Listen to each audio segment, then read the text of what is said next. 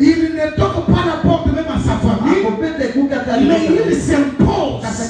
Il dit Abraham, va-t'en de ton pays, de ta patrie, dans la maison de ton père. Et là, moi l'éternel, je rendrai ton nom grand.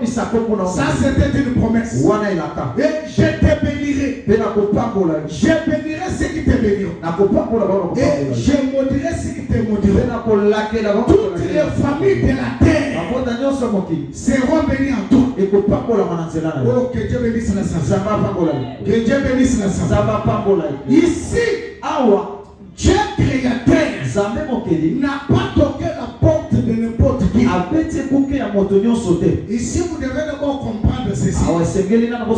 Dans le domaine de l'appel, il y a un appel collectif et il y a aussi un appel individuel. Que Dieu nous bénisse. À ce qui concerne l'appel collectif, Dieu nous a tous appelés à recevoir Jésus pour notre salut. Mais la manière où Dieu nous appelle, chacun a reçu l'appel selon que le Seigneur le fait. Que Dieu nous bénisse. Amen. On parlera de ça. Abraham a entendu une voix. Il n'a pas vu une personne, mais il a écouté la voix. La voix dit quoi? Va-t'en de ton pays, de ta patrie, et dans la maison de ton père. Nous nous sommes posé des questions. Le Dieu redoutable et puissant, le Dieu grand, était incapable de venir Abraham dans la maison de son père. Dans sa souveraineté, l'Écriture dit dans le livre d'Exode, je suis un Dieu jaloux, je ne partage pas ma gloire à un autre. C'est-à-dire dans cette maison-là, selon l'Écriture de Josué 24, à partir de 2, Josué a rassemblé le peuple. Il leur a dit, ainsi parle l'Éternel. Ça c'était l'Éternel qui parlait dans la bouche de Josué. L'Éternel dit quoi? J'ai ramassé votre père Abraham, fils d'Enoch, qui adorait anciennement de l'autre côté du fleuve d'autres dieux. C'est-à-dire le père d'Abraham. Dieu a donné le témoignage qu'il n'adorait pas le vrai Dieu, qu'il n'adorait pas le Dieu créateur. Alors je voudrais d'abord vous expliquer quelque chose qui peut vous aider. Nous avons dit que le Dieu dont il est question, par rapport à la signification, c'est l'objet d'adoration. Mais avant d'arriver à adorer Dieu, l'homme créé humainement comme ça, il peut étudier, il peut avoir la beauté, il peut avoir le talent quelconque. Mais comme dans la chair humaine, nous sommes limités, puisque tel que nous sommes ici, tu peux être besoin de traiter quelque chose dans ta maison maintenant. Dans leur détresse, ils crièrent à l'Éternel. C'est que ça la détresse, ceux qui passent hier ne peuvent pas crier. Ceux qui ont poussé de crier, c'est la détresse. C'est pourquoi même nous qui sommes ici, si on se retrouve dans la détresse, il faut crier. Si nous pouvons dire Amen. C'est pourquoi je disais que lorsqu'on invite un Dieu dans une famille quelconque, lorsque le Dieu qu'on invite dans la famille arrive, il doit d'abord traiter un contrat, une alliance ou bien un hôtel avec les gens qui l'ont invité. Ça c'est un fait. Il doit imposer des préalables qui fera que ses intérêts soient protégés. Que Dieu vous bénisse. Amen. Puisqu'à chaque domaine, on ne peut pas venir devant un individu si on ne profite rien. Que Dieu nous bénisse. Amen. Oh là là, que Dieu nous bénisse. Amen.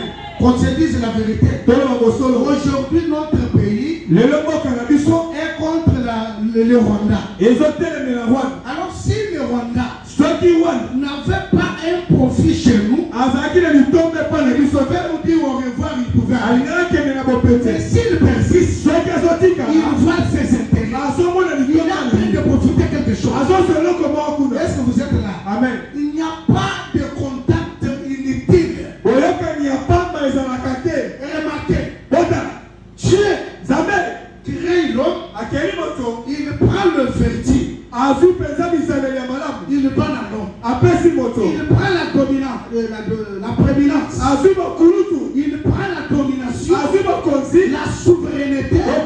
Il donne à l'homme. Et quand Dieu ordonne ça, il donne à l'homme. L'homme devient maître. Il commence à dominer, orienter, contrôler tout. Pour votre information, avant même la chute, les lions qui devaient faire aujourd'hui vivaient avec l'homme. Pour votre information, c'est l'homme qui a même nommé les lions que tu es lion. Les capards, les léopards, les animaux féroces. On l'amène dans la maison de Pharaon. Il les reçoit. Il les fait étudier. Il les nourrit. Il les prépare comme un prince dans sa maison. Vous savez qu'il était fou. Il avait vu dans Moïse les données spirituelles. Il a compris que ce monsieur, il a des données que je peux utiliser dans mon côté. C'est pourquoi vous allez voir dans chaque famille, on va remarquer dans le Nibali, il y a Liboso. Au moment où on se livrer, bimela bilangwa kosenza bani ya bato omoni mukolo bato bazo respecter lokolo mutu epeta bongo na baliki bakomi kotu ayaya yo nokoza modèle na biso soki okoti na chambre molimo ce n'est pas lui il y avait peut-être un contrat et le premier né soit sacrifié. Il y a des familles que Dieu nous bénisse. Amen. Que Dieu nous bénisse. Amen. Où vous remarquez que Batusu Bapota Kabilima, famille où le commun de l'Elima Kuna, et il a le table à Gawan de Mitué Fima, puisque moi-même dans ma maternité,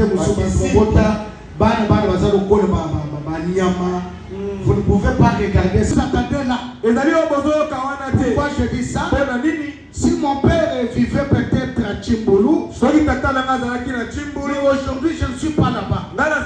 Si on me demande de quitter cette maison, quelle maison que je dois quitter? Peut-être vous étiez dans une famille familiale, dans une maison de votre père à l'Équateur. Aujourd'hui tu es Kinshasa. Si on dit va-t'en de la maison de votre père, c'est quelle maison dont il est question? Que Dieu vous bénisse. Puisque la même parole que nous écoutons nous demande d'aimer nos parents et de soutenir consort. La maison dont il est question, nous allons rentrer dans la Bible pour comprendre la maison dont il est question. Il y a un serviteur. Il labourait avec ses bêtes. Il s'appelait Élisée. Élie vient, il prend le manteau, il jette sur lui. Élisée commence à suivre Élie. Quand il commence la marche, il dit à son maître, laissez-moi d'abord aller dire au revoir à mon père et à ma mère. Après, je te suivrai. Je me pose des questions. Si le le père était déjà mort, si la mère était déjà morte, elle allait dire au revoir à qui? Nous comprenons que le premier parent ou la première famille ou la maison du père, c'est tout un système. Le système de coutumes qui ne sont pas bonnes selon la parole. Les alliances sataniques, les enfoutements, le règne du diable provoqué par les dieux de ce monde, c'est ça même la maison de ton père. Mais Dieu comprend que personne ne peut me servir dans cet état-là. C'est pourquoi Dieu tira Abraham avec ordre. Il dit va-t'en. C'est-à-dire ce mouvement est prophétique. C'est-à-dire l'homme était lié devant une force quelconque, devant les enfoutements qui ont été établis par les dieux qui étaient adorés dans cette maison. Je comprends ici qu'il y avait le combat contre le Dieu.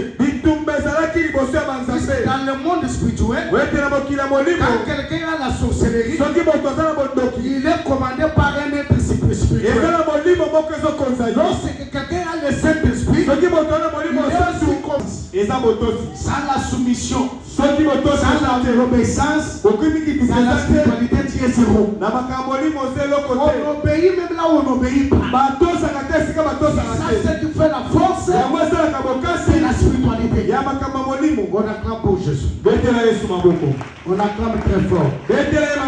C'est pourquoi vous allez voir.